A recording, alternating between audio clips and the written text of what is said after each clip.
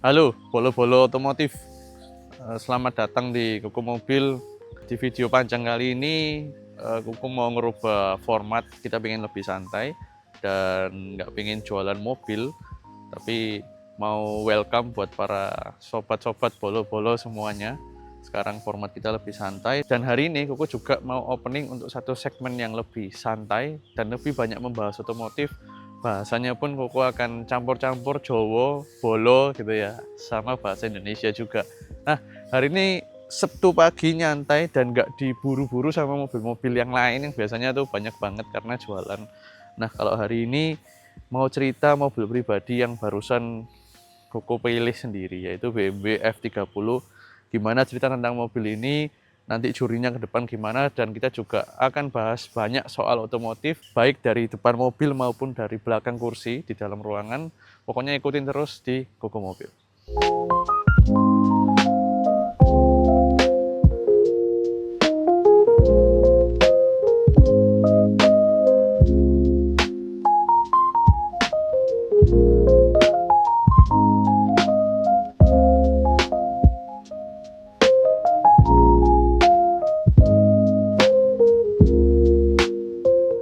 Oke, para bolo. Biasanya dulu tuh manggilnya sobat Koko Mobil. Jadi sekarang nggak biasa kalau manggil bolo, karena kebawa vibes-nya dari TikTok, dari Instagram, video-video yang bercandaan. Pasti para sobat juga udah tahu, di YouTube Short juga kita upload soalnya.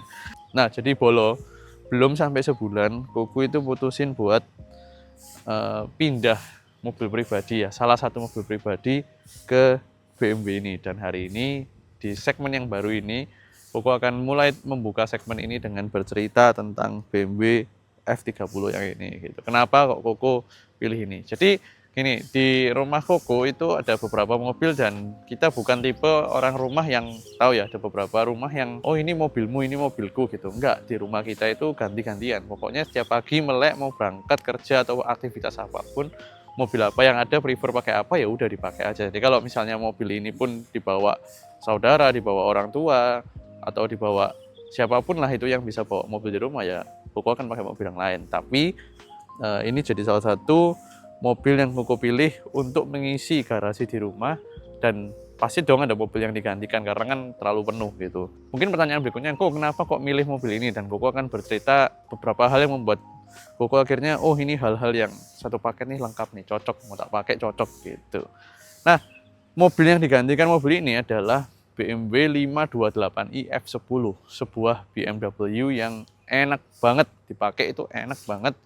Apa ya, istilahnya buat harian itu naikannya bener-bener nyaman, apalagi dia juga tipe yang luxury ya, jadi bukan tipe yang sport. Nah, karena 528 setahu aku juga nggak ada yang dikeluarin M Sport ya pada saat itu. Jadi itu LCI 2014, enak banget, mesin kenceng 245 horsepower, torsi 350, ZF-nya enak banget. Terus kaki-kaki semua juga dia bisa dibilang mobil yang perfect lah, handling enak, tapi comfortnya dapat banget, jauh di atas ini, comfort jauh di atas ini ya. Nah, tapi mobil itu tuh punya beberapa kekurangan yang sebenarnya bukan kekurangan yang gimana, tapi nggak cocok aja untuk kita orang di rumah pakai gitu, di rumah Koko. Apa kok yang nggak cocok? Nah, di 528 itu pertama konsumsi dia cukup boros, jadi cukup boros karena nggak tahu bodinya gede atau gimana, sehingga ketika kita itu banyak idle dan macet itu turunnya ke sekitar 1:5,6, 5,8, itu sekitar average-nya di OBC, di onboard computer, sekitar di 15-16 km per jam, itu cuman nggak sampai 1:6 gitu. Sedangkan di mobil ini, di F30 ini, ketika Koko coba, aslinya kita mau beli untuk dijual lagi gitu, karena kondisinya cakep banget. Nah, terus waktu kita mulai pakai di mobil ini, ternyata konsumsi BBM-nya bisa 1:7 di average speed yang sama. Sedangkan ketika kita di speed normal, nggak terlalu macet atau banyak idle, ngarah ke 18 km per jam, 19 km per jam, mobil ini dengan gampang mencatatkan 1:9. Kok nggak irit-irit banget juga? Iya, tergantung kita bandingin sama mobil apa. Cuman orang di rumah kita juga udah biasa pakai mobil cc 2400, 2500 atau 2000 turbo, atau CR-V turbo juga kita pakai 1500 turbo, dan itu 1:9 tuh udah kita anggap yang dailyable lah, nggak terlalu boros-boros banget. Karena kalau udah 1:5 itu benar-benar ngisi 700-800 ribu itu nggak sampai seminggu gitu. Jadi cukup lumayan gitu biayanya. Sedangkan bukan masalah uangnya, tapi dalam kota itu kita nggak pakai ngebut-ngebut gimana. Jadi kayak nggak worth it aja untuk bakar bensin sebanyak itu juga gitu. Itu alasan pertama. Kedua, seri 5 itu punya kelemahan yaitu ruangannya itu sempit dan nggak banyak kompartemen untuk kita pakai ketika dipakai aktivitas harian, itu nggak cocok gitu Polo. Jadi contoh di belakang itu tidak ada cup holder di pintu, ini juga nggak ada cup holder di pintu, tapi di depan di BMW F10 528 itu juga tidak ada cup holder di pintu, sedangkan di sini cup holdernya gede banget. Jadi memang masa-masa desain di awal 2010-nya BMW itu mulai menyadari yang namanya practicality, alias dia mulai menyadari oh mobil itu juga nggak cuma buat disetir loh, tapi mobil itu punya bawa penumpang, terus drivernya itu juga bawa barang. Jadi mereka makin merancang interiornya buat lebih dailyable, termasuk bantingan suspensi. Jadi kalau Bolo perhatikan itu dia punya kaki-kaki itu jauh lebih nyaman setelah masuk ke era body F-Series, dan F10 itu ada di awal generasi F-Series, dan ya beberapa revisi kaki-kakinya nyaman banget, asli nyaman banget, tapi practicality itu yang kurang banget. Jadi sampai ke konsol tengah, kita bahas deh interior, kita jalan. Nah, jadi ini mobil by the way kondisi kotor karena ya itu tadi dipakai daily, Koko pakai daily. Jadi tadi malam juga kena hujan, interior juga belum dibersihin semua. Jadi benar-benar kita mau cerita nyantai. Nah ini nih, kamera ke sini aja. Ini cup holder. Tuh, jadi cup holdernya dia ini bisa tidur gini ya. Jadi ini misalnya nih, sisa kopi. Nah, itu bisa gini, botol panjang juga bisa gini. Gitu, tanpa menghalangi speakernya. Terus di sini juga gede. Sedangkan di BMW F10 itu kecil banget. Nah, kemudian di F10 juga ininya jauh lebih tinggi karena dia menutupi layar. Jadi seperti layarnya itu in-dash di dalam dashboard.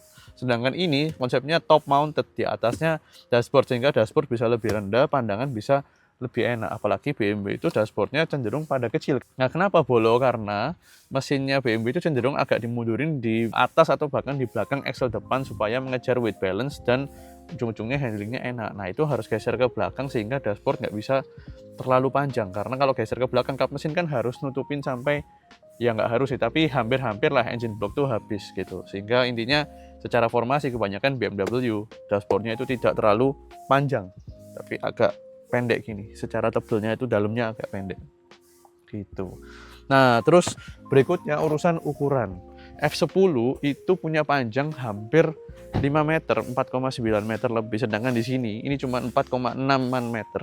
Sehingga maksudnya apaan, Ko? Nah, untuk dipakai daily itu kita jauh lebih ngerasa dia nimble, agile. Jadi lebih enak untuk selap-selip, karena di kemacetan kota di Surabaya itu juga ya kita perlulah selap-selip. Sedangkan kalau pakai F10 itu rasanya gede, kayak mau ke kanan kiri tuh takut nyenggol. Mungkin bukan cuma dari ukurannya, tapi dipadukan dengan rasa nyetir, setting suspensi yang empuk nyaman itu kan membuat dia tidak selincah si F30. Sedangkan F30 itu dibuat daily masih oke banget karena segi panjang lebar dia itu ukurannya mirip-mirip sama Honda Civic Sedan biasa, sobat. Jadi itulah beberapa alasan juga yang bikin Koko akhirnya pindah hati dari F10 ke F30. Nah, F30 yang Koko pakai ini kebetulan yang LCI punya, alias Life Cycle Impulse dari BMW, sehingga Koko juga mau pakai ini. Kalau yang lama agak terlalu tua ya, tapi kalau yang LCI itu lampunya lebih muda. Terus kalau kita di badge, istilahnya DE badge, jadi badge-nya kita lepasin kayak begini, benar-benar rasanya rapi, clean look. Bahkan bumper pun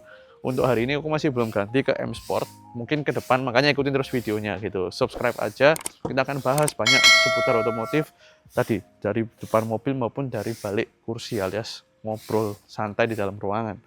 Subscribe, nyalakan tombol lonceng di channel Koko Mobil. Nah, terus yang unik dari BMW seri 3 F30 dibandingkan dengan F10 yang dijual pada saat bersamaan untuk kurang lebih, itu adalah ruangnya di belakang. Percaya nggak percaya, Bolo? BMW F30 ini posisi driving Koko ya, Koko tinggi 168 dan legroomnya ini masih tersisa cukup oke untuk sebuah sedan BMW. Ini bukan Toyota, bukan Honda, bukan Nissan ya, Polo. Jadi kalau merek-merek Jepang cenderung legroomnya lebih gede jauh gitu. Tapi di sini itu legroomnya sedikit loh, sedikit lebih gede loh dibanding BMW F10, di mana itu kakaknya yang lebih panjang 30 cm kurang lebih. Jadi itu hal yang cukup aneh, very strange buat Koko dan orang rumah gitu, karena di BMW F10 sempit banget, serius. Kalau di sini kita pakai sepatu semua masih masuk, ini kan sandal gampang. Kalau kita pakai sepatu basket yang gede gitu, di F10 tuh sampai sepatu aja mau masuk nggak bisa loh, harus mengotori bangku depannya, apalagi yang warnanya beige, sehingga driver tuh harus benar-benar majuin kursinya. Nah, itu satu hal yang cukup aneh nggak tahu settingan platform atau gimana. Makanya aku bilang sejak masuk ke era BMW F30 ini, BMW banyak merubah soal interior, baik dari packaging, jadi bentuk-bentuk kompartemennya maupun dari segi dimensi. Nah, itu alasannya. Nah, tadi lanjut ngobrol soal life cycle impulse alias LCI. Kenapa LCI aku pilih? Nah, LCI ini punya beberapa hal yang menarik banget. Yang tadi pertama lampu belakang, kedua lampu depan udah pada tahu pasti. Ketiga, setirnya ini dapat M Sport. Nah, ini nggak tahu kita nanti perlu rekondisi nggak, ini udah agak menggilap-menggilap karena dia kilometernya sebenarnya nggak tinggi juga sih, 54783. Jadi umur 9 tahun 54.000 pas ya, 6.000 kilo per tahun dan sangat terawat. Tapi yang penting ini bentuk setirnya M Sport, aku suka banget. Sedangkan yang lama terus terang desainnya jelek banget BMW. Nah, berikutnya lagi karena 320 ini M Sport, itu dia dapat extended leg support ya. Jadi leg supportnya dia ini manual tapi bisa sampai sejauh ini. Kalau aku biasanya 2 cetek sih. Kita cek ya. 1, 2, kurang lebih sampai 3 lah, 3 step. Nah, ini bener-bener support duduk kita tuh hampir kayak duduk di lounge chair, kayak kursi nyantai, jadi hampir selonjor, enak banget buat disetirin. Dan ini tidak ada di 528i gitu. Nah, salah satu bagian terpenting yang membuat Koko minta beralih dari 528 ke 320. By the way, ini F30-nya yang 320 ya, adalah di under the bonnet, bagian ruang mesin sobat. Jadi this is using B48 B48 alias mesin yang kadang-kadang jauh lebih mutakhir, jauh lebih reliable, dan jauh lebih economical dibanding mesin N20 punyanya yang 320 sebelumnya. Yang di 528 aku tuh pakai N20 meskipun dengan settingan power yang lebih tinggi. Nah, settingan power itu sobat sebuah masalah yang sangat kecil buat keluarga mesin BMW yang sudah menggunakan twin power turbo. Kenapa? Karena dengan remap gitu software bentar aja itu powernya bisa naik 50 horsepower, 100 horsepower dengan cuma ganti downpipe dan charge pipe. Kita akan bahas di video-video berikutnya. Barangkali kalau Koko ada rezeki pengen banget tingkatin power ini menggunakan boot mode 3. Kita sudah sempat konsul-konsul singkat lah sama beberapa kenalan. Ntar kita bahas next time. Tapi gue ingin bahas basic dulu dari mesin ini, B48 dibandingkan dengan mesin N20. Dia itu jauh lebih mutakhir. Itulah pertama generasi BMW 4 silinder meninggalkan banyak sekali komponen gasket yang berdasarkan dengan silicon base atau base dari karet yang sering leaking atau bocor, entah bagian olinya, bagian pendinginannya, water jacketnya, itu semua yang rembes-rembes itu sangat berkurang di B48 karena dia sudah menggunakan kayak sealnya itu jadi satu ya sama setiap komponen yang harus seal liquid gitu intinya. Nah, kemudian dia itu juga punya banyak banget lah, kalau bahas technical detail itu lebih banyak di website-website yang bahas dan aku sering baca banget, tapi aku nggak bisa jelasin di video ini satu-satu. Tapi yang unik berikutnya adalah mesin ini itu beroperasi pada suhu yang lebih tinggi, banyak sekitar hampir 25-30 derajat. Itu banyak banget ya peningkatannya ketika dipakai harian, sehingga tadi itu bisa irit yang aku ngomong di awal, bisa sampai dalam kota 1:9, 1:10 untuk sedan 1,5 ton 2000 cc turbo. Itu sangat irit ya menurut aku. Nggak gampang untuk dapat figur seperti itu dengan transmisi yang semenyenangkan ini, bukan transmisi CVT. Kalau pakai transmisi CVT Toyota 2000 cc non turbo pakai mesin M20 nya bisa segitu, tapi untuk mobil se-fun ini dengan mesin turbo yang bisa di crank up sampai 300 horsepower dengan mudah dengan kehematan dalam kota yang sama, ini juara, juara. Karena aku pernah pakai W205 C250 dengan konfigurasi CC transmisi yang mirip, itu nggak bisa, jauh masih iritnya gitu. Nah, balik lagi ke suhu, dia itu dinaikin suhunya karena gini, di dalam internal combustion engine atau ICE semakin tinggi suhu ya nggak